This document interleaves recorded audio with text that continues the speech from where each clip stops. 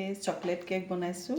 আপোনালোকক আৰু বেষ্টটো নেদেখালোঁ দেই, জাষ্ট চব প্ৰিপেয়াৰ কৰি গ্লাছত বনাম। চবেইতো জানেই কেক বনাব, সেইকাৰণে দেখুওৱা নাই দেই। এয়া চাওক, ইয়াত গ্লাছত মানে বনালে যে শ্বেপটো বহুত ধুনীয়াকৈ কাটিব পাৰি, সেইটো কাৰণে দেখাইছোঁ। গ্লাছটো মানে ইমান পাৰ্চেণ্ট 20-30% মান মানে তলত হেৰি কৰিম আৰু এইডোখৰ অলপ ফুলিব লাগিব যে, এতিয়া মানে অকণমান বাদাম দি দিম, তাৰপিছতে ৰেডি কৰি দেখাই আছোঁ।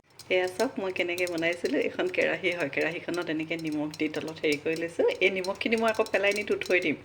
তাৰপিছত এইখিনি চাওক ইমান ধুনীয়াকৈ গ্লাছটোত বনাইছিলোঁ যে ফুলিছে। খুব 20 মিনিটছ লাগিলে দেই। মই ঢাকনি মাৰি দিছিলোঁ এনেকৈ পূৰা হাৱা পাছ নহ'বলৈ। এয়া চাওক ইমান ধুনীয়া, কাটি দেখাম দেই।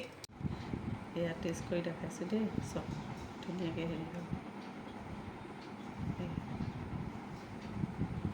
এতিয়া কাটিম আৰু এইয়া চাওক কাপ কেককেইটা, গ্লাছ কেক কিমান মৰম লগা হৈছে দেখিবলৈ, ইমান ধুনীয়া হৈছে।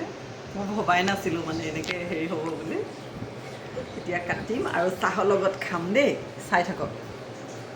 কাটি পেলাই এক পিচ গোল গোলকৈ এনেকৈ যে গ্লাছত বনালে যে কাটিবলৈ বহুত ধুনীয়া হয়। আৰু মানে হেৰিটো এইটো চব ইমান ধুনীয়া পিচটো।